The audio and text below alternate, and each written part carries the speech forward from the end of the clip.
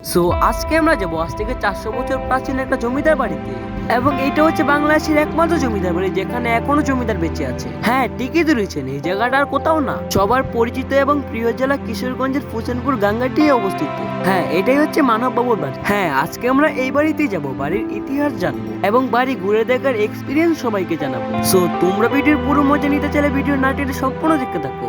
So রওনা করার জন্য আমাদের লোকাল বাজার থেকে উঠে পড়লাম অটোতে। হ্যাঁ, একটা কথা বলে রাখা বলো, আমাদের বাড়ি থেকে জমিদার বাড়ি অনেকটাই দূরে, এবং রওনা হওয়ার পথে ফুল ভিউ নিচ্ছি না, কারণ ফুল ভিউ নিলে ভিডিওটা অনেক বড় হয়ে যাবে। সো কিছুক্ষণ অটোতে বেশি ভিউ এনজয় করতে করতে ফাইনালি আমরা চলে আসলাম সেই ঐতিহাসিক রাজা বাড়িতে, এবং এটা হচ্ছে জমিদার বাড়ির পিছনের অংশ। সো লেটস মেন পয়েন্টে। এইটা হচ্ছে বাড়ির একদম ভিতরের কিছু অংশ।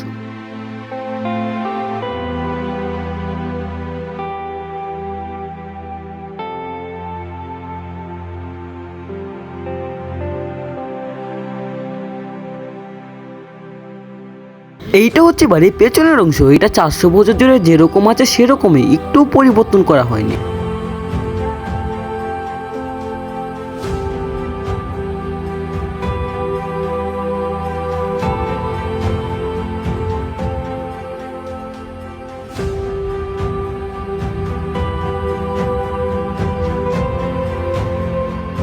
বাড়ির চারপাশ দিয়ে হাঁটার সময় আমি অন্য কিছুই নোটিস করলাম। দেখেন, এই লোহার দরজাটার পিছনে কি সুন্দর একটা ভিউ দেখা যাচ্ছে।